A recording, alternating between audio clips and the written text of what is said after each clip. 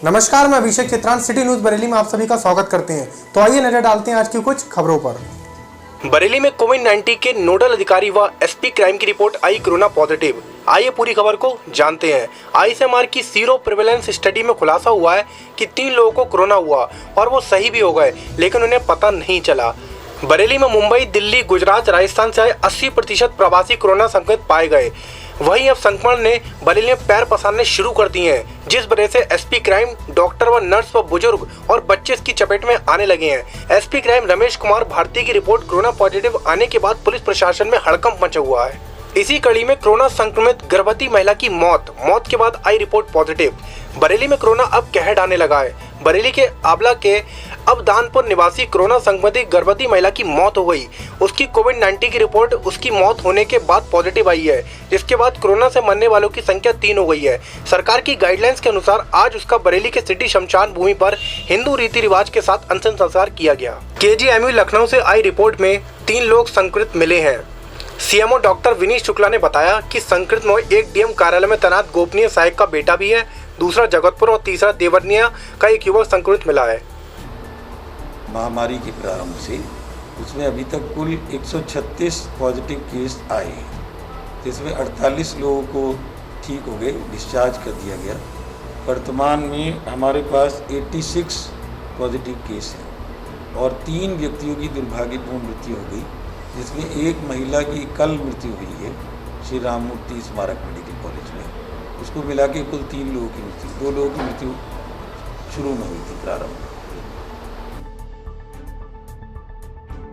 मंदिर के पास शराब की दुकान खुलने पर सामाजिक व धार्मिक संगठनों ने दिया सिटी मजिस्ट्रेट को ज्ञापन। आइए पूरी खबर को जानते हैं। थाना किला क्षेत्र के मोहल्ला ब्रह्मपुरी में प्राचीन हनुमान मंदिर है, उसके 100 कदम पर शराब की दुकानें खोली गईं, जिसको लेकर पिछले 1 हफ्ते से वहां के लोग इसका विरोध कर रहे हैं, लेकिन प्रशासन पर कोई असर नहीं है, जिसको लेकर हिंदू जागरण एकता समिति के साथ शहर के जिम्मेदार सामाजिक व धार्मिक संगठन इकट्ठा होकर सोमवार को दामोदर स्वरूप पार्क में इकट्ठे होकर सिटी मजिस्ट्रेट को ज्ञापन सौंपा। ज्ञापन देने के साथ साथ पदाधिकारी मनोज सक्सेना ने बताया कि क्षेत्र में पहले से ही शराब की दुकानें खोली हुई हैं, इसका विरोध पहले से भी होता आ रहा है। उनका कहना है कि पहले की समस्याएं दूर नहीं हुई और ये दूसरी समस्या आकर खड़ी हो गई है, इसका विरोध पहले से भी होता रहा है। साथ साथ उन्होंने कहा कि वहां पर खुली शराब की दुकानों को बंद किया जाए। क्षेत्रीय स्कूल की लड़कियों का भी आवागमन है। उन्होंने प्रशासन से मांग की कि शराब की दुकानें बंद करके क्षेत्र में शांति वातावरण बनाए रखें। क्या नाम आपका? मैं हिंदू जागरण एकता समिति से प्रदेश अध्यक्ष मनोज सक्सेना हूँ। क्या कहना चाहते हैं? हम लोगों की ये मलुकपुर क्षेत्र में एक अवैध शराब की भट्टी का नया आवंटन हुआ है, जो दुकान प्राचीन मंदिर के सामने खुली है, जो अवैध और इलीगल है, विधि विरुद्ध है। क्योंकि सुप्रीम कोर्ट की गाइडलाइन के अनुसार करीब 50 मीटर और 75 मीटर की दूरी पे मंदिर हो, स्कूल हो, कॉलेज हो, एज पर लॉ दूरी इतनी दूरी होनी चाहिए, लेकिन यह मंदिर से सिर्फ 4 या 5 कदम की दूरी पर बिल्कुल सामने ही खुला है। दूसरा विधि विरुद्ध है, क्योंकि इसका आवंटन जो हुआ, जो केला क्षेत्र के मलुकपुर परिक्षेत्र के नाम से इसका आवंटन हुआ, जबकि ये कोतवाली क्षेत्र में, बिहारीपुर क्षेत्र में खुली गई है। इस तरह से ये भी विधि विरुद्ध और बिल्कुल इलीगल है। वहाँ पर पहले से भी एक स्कूल संचालित था, आज से कम 10 साल पहले, इसी शराब के चलते, जो ऑलरेडी वहाँ पर एक विद्यमान है अंग्रेजी और देशी शराब की, वो भी बंद हो चुका है स्कूल। आए दिन वहाँ पर शरारती तत्व, क्योंकि जिस प्रकार जहाँ पर इस तरह के लोगों प्रतिक्रिया होती हैं और रिहायशी इलाकों में, क्योंकि सुप्रीम कोर्ट ये कहता है रिहायशी इलाकों में भी ये चीज़ें नहीं होनी चाहिए, इसी कारण वहाँ पर हम लोग ये चाहते हैं तुरंत हट जाए। आज जिलाधिकारी के पास आए, क्या आश्वासन दिया? उन्होंने आश्वासन कहा है कि आपका ये ज्ञापन है, हम आगे प्रेषित कर देंगे, और बाकी आप एक बार एक्साइज इंस्पेक्टर से मिल लो। और एक्साइज इंस्पेक्टर को हमने आबकारी विभाग में बाकायदा उसे इन्फॉर्मेशन दे दी और बाकायदा हम उनसे एक बार फिर इनको इस लेटर को लेकर एक बार और वार्तालाप कर लेंगे। एक बात और है, वहाँ पर उसी दिन से हम लोगों ने मंदिर के कपाट बंद कर रखे, जब तक वहाँ से क्या नाम आपका? क्या नाम आपका? क्या कहना चाहती है? पहली बात तो ये है, एक दारू की भट्टी पहले खुली हुई है वहाँ पे, 100 मीटर की दूरी नहीं है, दूसरी दुकान और खुल गई है। ये हमारे बच्चों को दिक्कत होती है, मंदिर जाते हैं बेचारे, वहाँ पे गाली गलौज होती है, दारू पी के वहीं शराब पी के पानी में कलेश करते हैं वो लोग। आप क्या चाहती हैं? हमने मंदिर बंद कर रखा है, इसीलिए ना बच्चे हमारे मंदिर में जा रहे हैं, लड़कियाँ भी मंदिर में जा रही शर्म के मारे। हम भट्टी बंद करवाना चाह रहे हैं, भट्टी बंद करवाना चाह रहे हैं बिल्कुल। सिंथेटिक ट्रैक का बढ़ावा देने के लिए बरेली के रोहिलखंड विश्वविद्यालय में अंतर्राष्ट्रीय स्तर पर बनाए गए एथलीट ट्रैक का केंद्रीय श्रम एवं रोजगार मंत्री संतोष गंगवार ने किया उद्घाटन। ताली बजाओ भाई।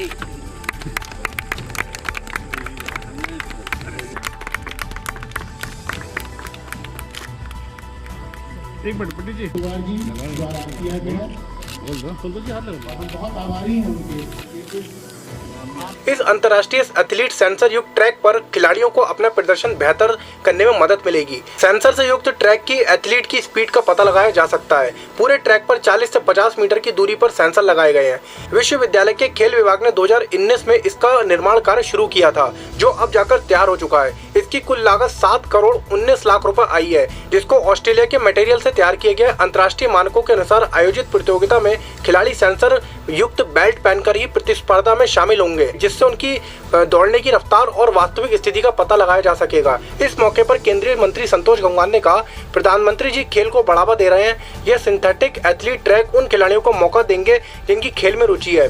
दिल्ली और लखनऊ के बीच ये पहला अंतर्राष्ट्रीय ट्रैक बरेली को मिला है। यहाँ खिलाड़ी अपनी पहचान बनाएंगे। मैं आपको बताना चाहूँगा कि जब से हमारी नई सरकार आई है, खेलों के प्रति हमारी रुचि बढ़ी है और स्वयं प्रधानमंत्री जी इसमें व्यक्तिगत रुचि लेते हैं और उसी के तहत पूरे देश के अंदर इसको एक सही स्वरूप में ले जाने का काम किया जा रहा है। मैं यहाँ के विश्वविद्यालय के कुलपति सहित सभी साथियों को बधाई धन्यवाद दूंगा कि उन्होंने ये सिंथेटिक ट्रैक जो प्रकार शुरू किया है, ये वास्तव में एक विशेषता है। और जैसा जानकारी में आया है कि लखनऊ के बाद और लखनऊ और दिल्ली के बीच में ये मुख्य एक स्थान है और यहाँ पर ये सुविधा मिलेगी। तो वास्तव में नौजवान बच्चों के लिए अपनी खेल प्रतिभा का एक प्रस्तुतिकरण और उनको सही सुविधा मिले, उसके लिए अभी आपने जानकारी में आया कि अच्छे ढंग से ये विश्वविद्यालय काम कर रहा है, तो मेरी बहुत बहुत शुभकामनाएं होगी। ट्रैक जो है ये इसकी लागत 7.19 करोड़ है और जो पूरी तरह से स्पोर्ट्स की फ़ीस की बचत से ही किया गया है। पिछले 10 सालों में करीब हमने 12 करोड़ रुपए बचाए, जिसमें से हमने ट्रैक बनाने का, क्योंकि हमारा मेन उद्देश्य इसलिए था कि पिछले 10 सालों में लगातार हर साल कम से कम 3 से 4 बच्चों ने ट्रैक में मेडल ऑल इंडिया में जीते हैं। तो एक उम्मीद ये थी कि कम से कम अगर हम, और ये ट्रैक में कंपटीशन ऑल इंडिया लेवल पे सिंथेटिक पे ही होता है। हमारे बच्चे यहाँ ज़मीन में दौड़ते थे मिट्टी वाले में, तो नेचुरली वहाँ जाके दौड़ने में अंतर पड़ता है।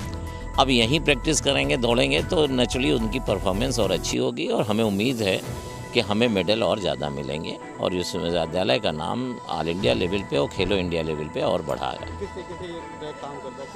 ये ट्रैक जो है ये अपने आप में अद्वितीय ट्रैक है, क्योंकि इस टेक्नोलॉजी का ट्रैक अभी तक देश में नहीं है।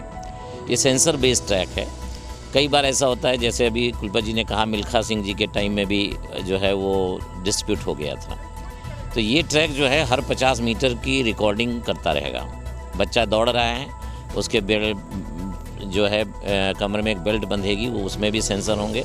वो सेंसर ट्रैक में पीछे सेंसर से लिंक हो जाएंगे और जैसे वो दौड़ेगा तो उसकी हर स्टेप की रिकॉर्डिंग होती रहेगी और जब फिनिश करेगा तब भी रिकॉर्डिंग होगी। उसका समय आ जाएगा कि किस बच्चे ने कितने समय में अपनी लाइन, अपना जो दौड़ है वो फिनिश किया है। तो नेचुरली उससे जो है वो ये पता करने में कि फर्स्ट सेकंड थर्ड कौन है, अगर उसमें मान लीजिए 0.01 सेकंड का भी अंतर है तो वो भी रिकॉर्ड हो जाएगा।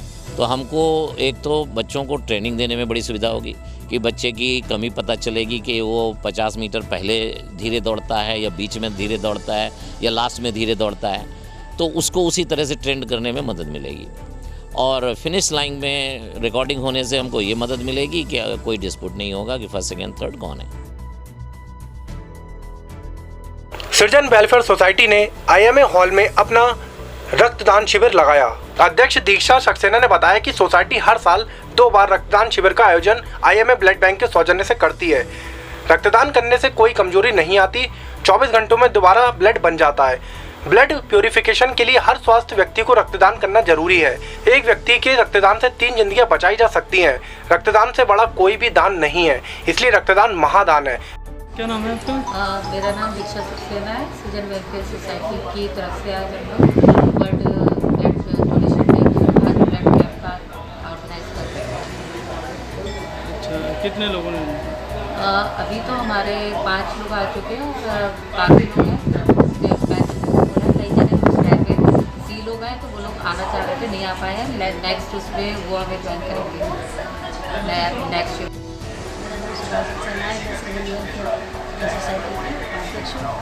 और आज दीक्षा ने फ़ोन किया था। हर बार हम लोग हर साल करते हैं और करते ही रहते हैं। आज भी हम लोग कर रहे हैं। करीब 30 हम लोग लेके आए हैं।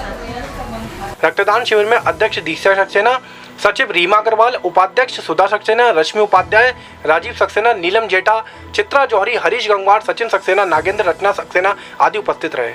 इसी तरीके की लेटेस्ट न्यूज़ और लेटेस्ट वीडियो के लिए अब हमारे चैनल सिटी न्यूज़ बरेली को सब्सक्राइब करके बेल आइकन का बटन जरूर दबा दें। मैं अभिषेक चित्रांश आपके साथ नेक्स्ट वीडियो में फिर मिलूंगा। तब तक के लिए थैंक यू सो मच। नमस्ते बुआ, कैसी हैं आप? भाभी ये आपकी मुंह दिखाई। ये क्या? बीड़ी, गुटखा, खैनी? ये हमारे स्वागत की रस्म। पर ये तो सेहत के लिए बहुत हानिकारक है। इससे कैंसर के अलावा कई और खतरनाक बीमारियां हो सकती हैं। लेकिन अब इस आदत को छोड़। तंबाकू आज ही छोड़ें और कोरोना वायरस से लड़ने के लिए स्वस्थ रहें। सहायता के लिए 1800-112356 पर कॉल करें। सूचना जिलाधिकारी नीतीश कुमार एवं मुख्य चिकित्सा अधिकारी डॉक्टर विनीत कुमार शुक्ल के द्वारा जनहित में जारी।